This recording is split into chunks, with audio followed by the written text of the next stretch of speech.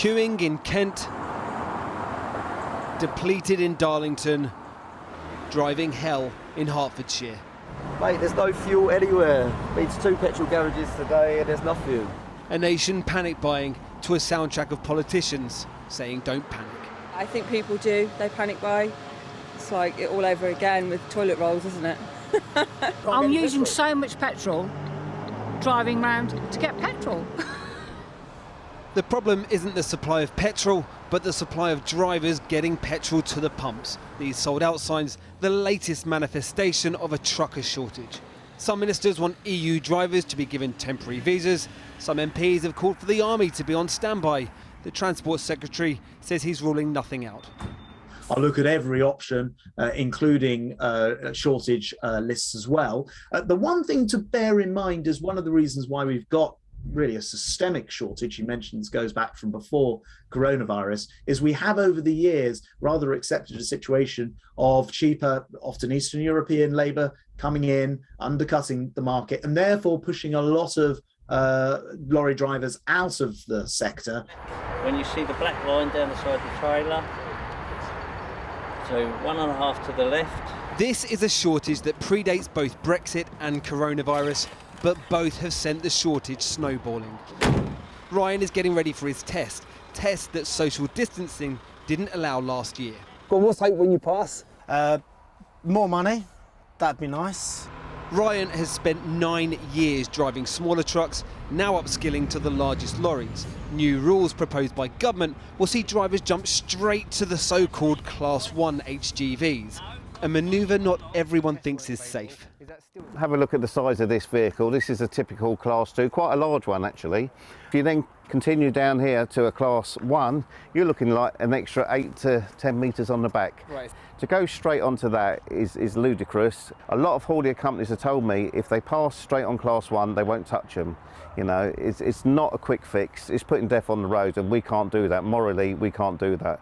These new rules are likely to be in place for November, which, along with more tests, should start putting a dent into the 100,000 driver shortfall.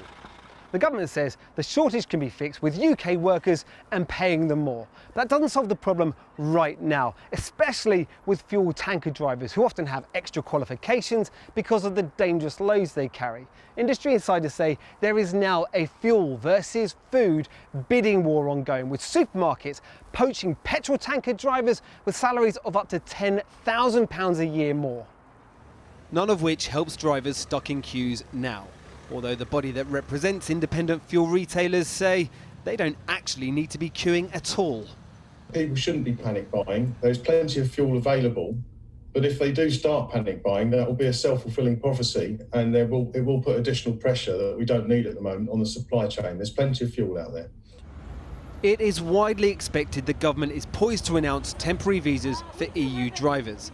But given there is a shortage of drivers across the EU too, the government might need not just more visas, but more ideas to end the slump at the pump.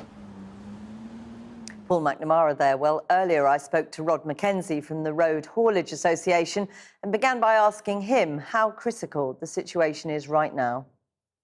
The situation is really critical, Jackie, because we rely on truckers for everything we get in Britain, whether it's our food, our fuel, our shopping, our factories, everything.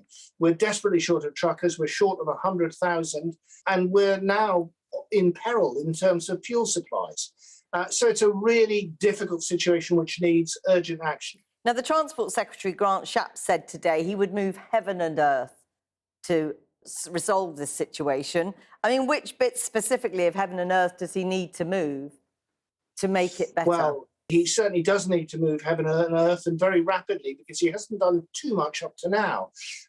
What we need is, first of all, to allow foreign workers to come in and drive trucks short term. But we also need to attract a new generation of Brits to drive trucks. We need to make it easier for them to get paid apprenticeships. We may need to make it easier for them to get tested once they're trained, which is a big problem for us.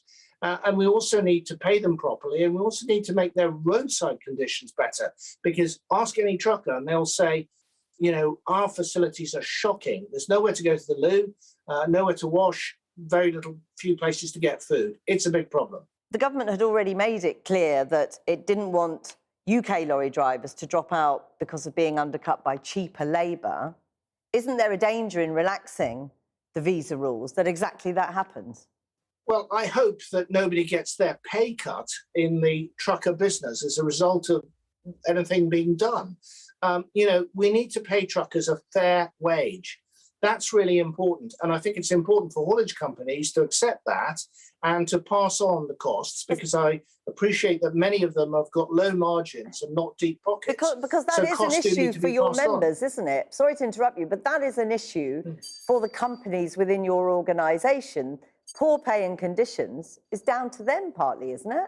It has been, and I think it's encouraging to see that pay is moving upwards now. We've got reports of between £40,000 and £50,000, sometimes even more a year for a trucker. And that's a big increase, 20-30% increases. I'm sure not everyone is being paid as well as that, but that's a decent aspiration. Because the reality is this is not a new problem.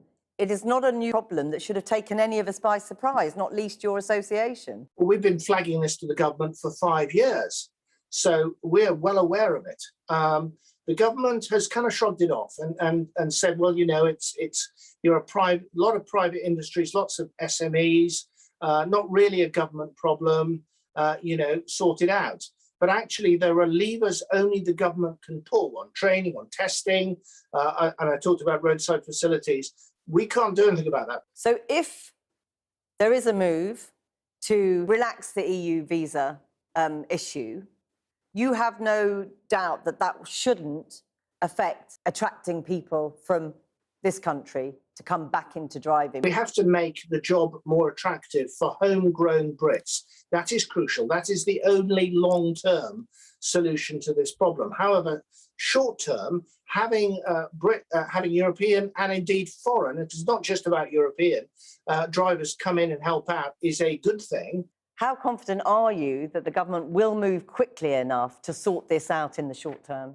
Well, I think what we've seen at petrol stations up and down the country has possibly spooked the government. And if that prompts them into action, that's to be welcomed. We absolutely must address this. Rod Mackenzie, thank you very much for talking to us today.